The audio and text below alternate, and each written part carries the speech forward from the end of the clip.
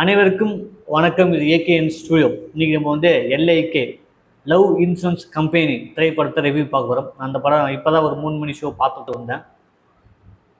நல்ல படம், நல்லா இருக்கு. இப்போ உள்ள ஜென்ரேஷனுக்கு இந்த படம் ஏற்ற மாதிரி இருக்கு. திரும்ப இந்த படத்துல இருந்து பாசிட்டிவ் என்ன நெகட்டிவ் என்ன பார்ப்போம். இந்த படத்துக்கு வந்து பாசிட்டிவ் பெஸ்ட் பார்த்தோம். பாசிட்டிவ் என்னன்னா மியூசிக்.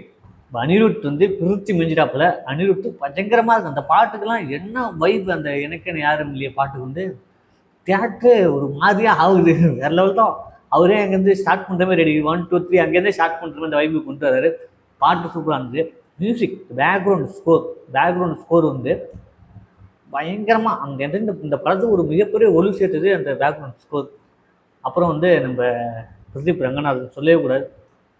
ஷட்டில் மீட்ரு வந்து ஒரு சூப்பராக அதை ஹேண்டில் பண்ணுறாரு. ரொம்ப ஆவோன்னு மாஸ் காட்டாமல், கொஞ்சம் ரொம்ப ஃபிலிம் காட்டாமல் ஒரு மிட்ரேஞ்சில் வந்த மாதிரி எனக்கு தெரிஞ்சிச்சு. மற்ற படங்களை கம்பேர் பண்ணுறப்ப இதில் வந்து எனக்கு தெரிஞ்சு ஒரு கரெக்டாக ஓகேப்பா, ஓரளவு ஓகே தான், இந்த கேரக்டர் இப்படி தான் பண்ணுது, ஓகே அப்படிங்கிற மாதிரி இருந்துச்சு. நான் கூட வந்து கீர்த்தி ஷெட்டி அவங்க ஹீரோனி வந்து கொஞ்சம் ஓவராக ரொம்ப ஒரு இருக்காங்களோ அப்படின்னு தோணுது. ஆனால் அந்த படத்தில் வந்து எது தேவையோ அது வந்து சூப்பராக பண்ணிட்டு போயிட்டாங்க. எனக்கு ரொம்ப அழகாக இருந்துச்சு. என்ன சொல்கிறது, அழகை தாண்டி இந்த கேரக்டர் ஆர்க்கால ரொம்ப எக்ஸ்ட்ரீம் பண்ணால் அது கிரிஞ்ச் ஆகிடும். ரொம்ப சட்டில் இருந்தால் என்னடா ரொம்ப ஒரு இதுவாக இருக்குது. அந்த ஒரு மீட்ரு வந்து சூப்பராக அந்த ஹீரோனி கரெக்டாக பண்ணாங்க. அங்கங்கே ஒரு சேர்த்த காமெடி பயங்கரமாக இருந்தது. இப்போ பிரதீப்புக்கும் யோகி பாபு அண்ணனுக்கு வந்து பிச்சு மேஞ்சுவார். இருந்தாலும் வந்து அவர் ஒரு கேரக்டராக சூப்பராக அது மெயின்டைன் பண்ணிட்டு வந்தார். அழகாக இருந்தது பார்க்குறதுக்கு. அப்புறம் வந்து சீமானண்ணன் வந்து ரொம்ப நாள் கழிச்சு இது வரைக்கும் தேட்டரில் அவர் படம் பார்த்தது கிடையாது. இப்போ தான் முதல் படமாக வந்து அவரோட திரைப்படத்தை பார்க்குறேன். நல்ல ஸ்கோப்பு, நல்ல நடிகராக இருக்கார். நல்ல தெரியும் நம்மளுக்கு அவர் எப்படியாப்பட்ட படங்கள் இயக்குனார், நடிச்சா தெரியும். இருந்தாலும் புதுசாக பிறகு ஜென்சி கிட்ஸ், 2K கிட்ஸு என்ன மாதிரி ஒரு 90s கிட்ஸ்லாம் வந்து அண்ணன் படத்தை தேட்டரில் பார்க்குறது கொஞ்சம் புதுசாக இருந்தது, நல்லா இருந்தது. இன்னும் கொஞ்சம் வந்து அவர் கொஞ்சம் நிறையா கொடுத்துருக்கலாம். பட் இருந்தாலும் சூப்பராக ஒரு சீன் வந்து மாஸ்க் கட்ட தேட்டரை பிளாஸ்ட் தான். அந்த மாதிரி சீன் நல்லா இருந்தது. முக்கியமாக சினிமோட்டோகிராஃபி. ரவிவர்மன் சார் வந்து எல்லாருமே சொன்னாங்க நல்லா இருக்குது, பயங்கரமாக இருக்குது, அழகாக இருக்குது, பயங்கரமாக பீட்சியாக இருக்குது, கலர் டோன்லாம் பயங்கரமாக இருக்குது. அப்படின்னா சினிமோட்டோகிராஃபி அது சூப்பராக. அது வந்து ரவிவர்மன் சார் வந்து அவர் லெஜெண்டு தெரியும். இருந்தாலும் இன்னொரு அடி ப்ரூவ் பண்ணுறாரு, நான் லெஜெண்ட் தான் அப்படின்னு சொல்லி ப்ரூவ் பண்ணிட்டாரு. கலர் டோனு, அந்த என்ன சொல்கிறது, அந்த காம்போசிஷன் சூப்பராக அழகாக வந்து அந்த ஆர்ட் கூட்டர்ஸ் வச்சுருந்தாரு. சூப்பராக இருந்தது. அந்த சினிமாட்டோகிராஃபி ரொம்ப ரொம்ப பிடிச்சிருந்தது. அப்புறம் வந்து கலரிங், அது வந்து பஞ்சியான கலர் சொல்லுவாங்கள்ல, அந்த வந்து பஞ்சியான கலர் சூப்பராக அழகாக இருந்தது. இந்த படம் வந்து எனக்கு ஏன் பிடிச்சிருக்கா ஃபஸ்ட்டு அப்படின்னா, எனக்கு இந்த மாதிரி படங்கள் பிடிக்கும். ஒன்று ஃபியூச்சரான படங்கள் பிடிக்கும், இல்லைன்னா வந்து ஹிஸ்டாரிக்கல் படங்கள் பிடிக்கும். சென்ட்ரு படம் பிடிக்கான்னு சொல்ல மாட்டேன், அது நம்புற மாதிரி தான் பிடிக்கும். எனக்கு ஃபியூச்சர், இவங்க வந்து 2040 என்னத்தை காட்டுற போகிறாங்கன்னு அப்படின்னு நினச்சேன். நிறைய காட்டுறா. இருந்தாலும் ஒரு சில விஷயங்கள் காட்டினாங்க. ஏன்னா இப்போ இருக்க ஜென்சி, இப்போ இருக்க ட்ரெண்டில் வந்து எல்லாமே வந்து சோசியல் மீடியா ஆக்குப்பைட் தான். சோசியல் மீடியா உள்ளே தான் இன்பம் இருக்குது. நம்ம வீட்டில் ஒரு அழகான விஷயம் நடக்குது, ஒரு குழந்தை பிறக்க போகுதுன்னா, ஐயோ ஃப்ரெண்ட்ஸ் இங்கே பாருங்கள் எனக்கு 2 கோடி வந்துச்சு. அது வந்து என்ன சொல்கிறது, இது சோசியல் மீடியா அடிக்டட். இது வந்து இப்போவே எப்படி இருக்குன்னா அப்போலாம் எப்படி இருக்குமோ அப்படிங்கிறது ஒரு முன்னாடியே ப்ரொடெக்ட் பண்ணுற மாதிரி இந்த திரைப்படம் இருக்குது. ஏன்னா ஒரு லவ்வே வந்து ஒரு ஆப், இப்போ நிறைய ஆப்லாம் வந்துருச்சு. இருந்தாலும் இப்போ வந்து அந்த ஆப்லாம் வளர்றதுக்கான அடித்தளம் போடப்படுகிறது. ஏன்னா நிறைய இடத்துல பார்த்துருக்கீங்க, ஒரு சில விஷயம்லாம் வந்து ரொம்ப மோசமாக இருக்குது சோசியல் மீடியாவில். இது வந்து முன்கூட்டியே அந்த திரைப்படம் காட்டுது. என்னப்பா இது ஒரு படம் தானே, சும்மா அடி தள்ளிட்டு போங்கப்பா அப்படிங்கலாமா. இதுக்குள்ளே பேசப்பட்ட கதைகள் உண்மை, செயல்கள் உண்மை. நம்ம அதை வந்து மறுக்கவே முடியாது. அந்த வகையில் எல்லைக்கு திரைப்படத்தில் இன்னும் ஆணித்தனமாக சொல்லிருக்கலாம். அது கொஞ்சம் ஒரு மிஸ்டேக் தான். எடிட்டிங் வைஸ் இந்த படத்தோட எடிட்டிங் என்னன்னா தாறுமாறு. நான் கொஞ்சம் எங்களை இழுக்கிற மாதிரி இருக்குது அப்படின்னு நினச்சா வெட்டி தள்ளிட்டு பயங்கரமாக தள்ளிட்டு போயிட்டாரு. இந்த படத்தோட மிகப்பெரிய ஒரு 3வது பில்லர் யாருன்னா வந்து நம்ம எஸ்ஜே சூர்யான் தான்.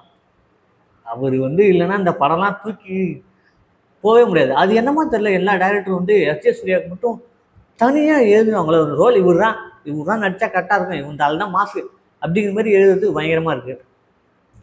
அப்புறம் வந்து சில கேரக்டர்ஸ் உள்ள இன்ட்ரோ ஆகுது, மனசில் நிற்கலன்னா சும்மா வந்து நிற்கிது போகுது, அது அவ்வளோதான், அந்த மாதிரி ஆகிடுது. அனிருத் படத்தை நடிச்சிருக்க போல, அதுவும் சூப்பராக இருந்தது.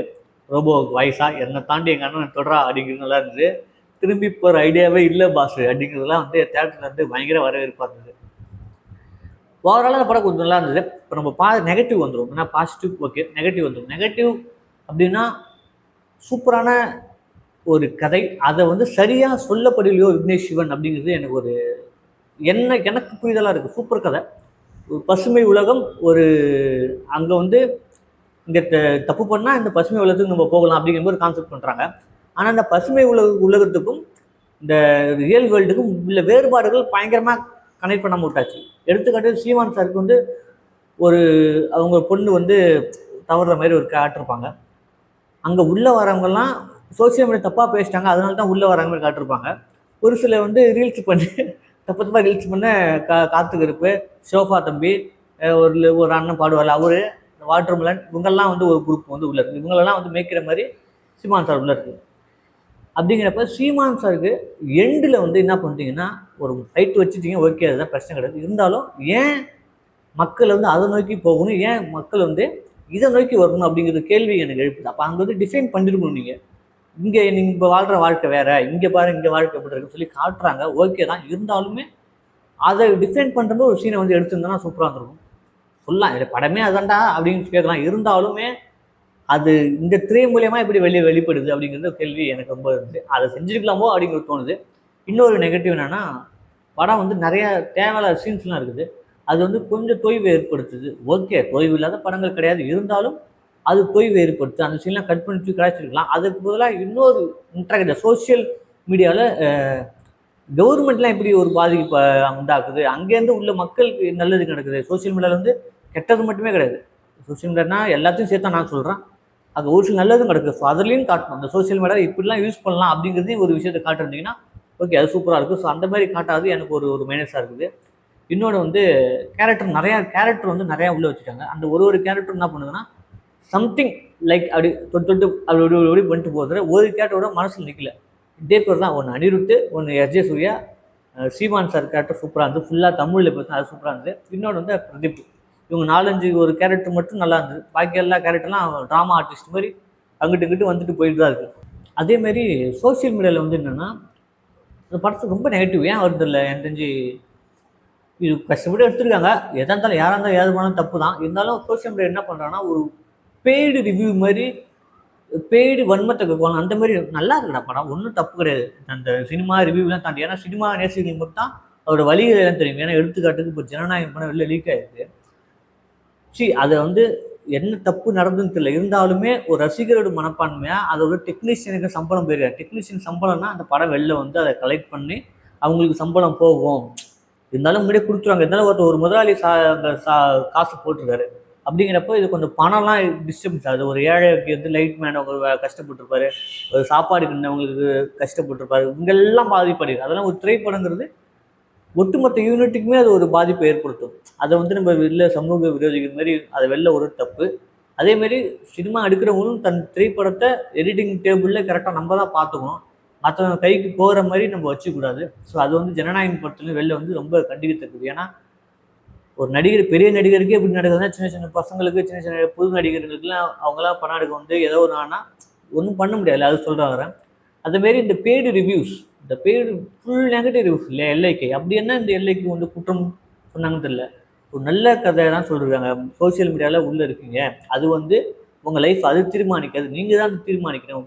ஒருத்தவனுக்கு லவ் வருதுன்னா சோசியல் மீடியாவில் ஒரு லைக்கோ வீடியோவோ இந்த ஃபோட்டோ வச்சு லவ் கிடையாது. அதுக்கு வெளில இருக்க ஒரு லைஃபு, அதுக்கு வெளில இருக்க ஒரு லவ், அதுக்கு வெளில இருக்க லவ். அங்கே நீங்கள் அவங்களோட மனசை பாருங்கள், உட்காந்து பேசுங்க, இதுதான் வந்து லவ்.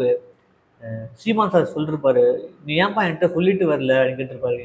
உங்க கூட எனக்கு ஒரு வேளை உட்காந்து சாப்பிட்டா தானே எனக்கு வந்து கொஞ்சம் ஒரு மன ஆறுதல் கிடைக்கும், ஏன்ப்பா என்கிட்ட சொல்லாமல் கொள்ளாமல் போயிட்டு சொல்லி கேட்டிருப்பாரு. அது வந்து பயங்கரமான ஒரு இம்பேக்ட்.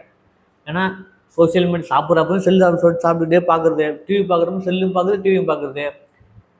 இப்போ ஒரு பசங்களோட பேச போனால், இப்போல்லாம் பேச போனால் பேச மாட்டானோ, டீ குடிக்க போனால் டீ குடிச்சிட்டு செல்லு பார்க்குறது. ஸோ இந்த புரியுது, சோசியல் மீடியா வந்து நம்ம வந்து கட்டமைக்கிறது, உள்ளே செலுத்திடுது. அதனால சோசியல் மீடியா தேவை தான், இப்போ உள்ள காலத்தில் சோசியல் மீடியா தேவை தான். அதை வந்து சரியாக பயன்படுத்திக்கணும் அப்படிங்கிறப்ப ஒரு படம் சொல்லுதுங்கிறப்ப அந்த படத்துக்கு எவ்வளோ நெகட்டிவ். என்ன ஒருத்தன் சொல்கிறான், அந்த படத்தில் பிரதீப் வந்து என்ன சொல்றாரு, இவ்வளவு தான் ஹார்ட்டு, இதுக்கு தான் நீங்கள் வந்து படம் எடுக்கணும் அப்படின்னு சொல்கிறான். பார்த்தோன்னா சொல்கிறான், விக்னேஷ் சிவனுக்கு இதில் ஒன்றும் இல்லை அப்படின்ட்டான். அப்போ என்ன புரியுதுன்னா, அவருக்கு மூளையே இல்லாமல் படம் எடுத்திருக்காப்புல அப்படிங்கிறாப்புல. நீ பேசுறல, உனக்கு தான் அந்த மாதிரி மூளை கிடையாது. ஏன்னா நம்ம ஏன் சொல்கிறோம்னா, ஒரு படைப்பு எடுக்கிறவனுக்கு தான் அதோட வழிகள் என்னன்னு தெரியும். அவன் எதையோ ஒன்று சொல்ல வந்திருக்கான். அவன் அம்மா எடுத்தது தப்பாக இருக்கலாம், ஒரு சில லேக் இருக்கலாம், பிரச்சனை இருக்கலாம். ஆனால் அவன் சொல்ல வந்த கதை உண்மை தானே, அதை பார்க்கணும்ல. தப்பு இருக்குதான்ப்பா, இல்லைன்னு சொல்ல. யார் தான் கரெக்டாக எடுத்தா, யார் தான் சரியாக எடுத்துட்டா? நம்ம மணிரத்னம் எவ்வளோ பேர் டேரக்டர், அவர் தக்லீஃப்னு ஒரு படம் எடுத்தாரு, எவ்வளோ பேர் எல்லாம் திட்டினீங்க. சங்கர் எவ்வளோ பேர் ஆள், அவர் ஒரு இந்தியன் 2 படம் எடுத்தார், எவ்வளோ பேர் திட்டினீங்க. இந்த ஆழ்ந்த ஒன்றும் பண்ண முடியாது. கூலின்னு ஒரு படம் எடுத்தாரு ரஜினிகாந்துக்கு, லோகேஷ் கனகராஜ், எவ்வளோ பேர் திட்டினீங்க. லியோவுக்கு எவ்வளோ பேர் திட்டினீங்க, பீஸ்டி எவ்வளோ பேர் திட்டினீங்க. ஒன்றும் பண்ண முடியாது. அவங்களுக்கு டிரெக்டர்ஸ், ரஜினி சார் சொல்கிற மாதிரி தான், டிரெக்டர் இருக்கிற கான்செப்ட் தானே ஃபெயிலியர் ஆகலாம். ஒரு டிரெக்டர் இனிமேல் ஃபெயிலியர் ஆக மாட்டாங்க. அப்படிங்கிறப்ப எல்லைக்கு திரைப்படம் நல்ல கதையை வச்சிருக்க திரைப்படம், அது நல்ல சூப்பராக விரிவாக்கம் பண்ணியிருக்கலாம். ஒரு சில விஷயங்கள்லாம் அவங்க வந்து ஏன் நம்ம அங்கே போகணும், சப்ஜெக்ட் போகணும், உள்ளே வச்சுக்கலாம் சொல்லியிருப்பான். இந்த திரைப்படத்தில் பயங்கர காம்படிஷன்ஸ்லாம் பயங்கரமாக இருந்துச்சு.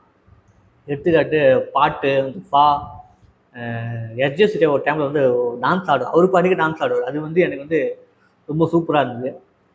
ஒரு சில விஷயங்கள் நல்லா இருந்து, எனக்கு தெரிஞ்சு தாராளமாக அந்த திரைப்படத்தை தேட்டரில் பார்க்கலாம், ஜாலியாக என்ஜாய் பண்ணலாம். நல்லா இருக்கும், ஒரு ப்ரெஷர் இல்லாமல், ஒரு ஆகாவோகம் இல்லாமல் ஜாலியாக சூப்பரான மீட்டரில் திரைப்படம். போங்க, லவ்வை புரிஞ்சுப்பீங்க. உண்மையாக லவ் பண்ணுறதுக்கு இந்த படம் நல்லாயிருக்கும்.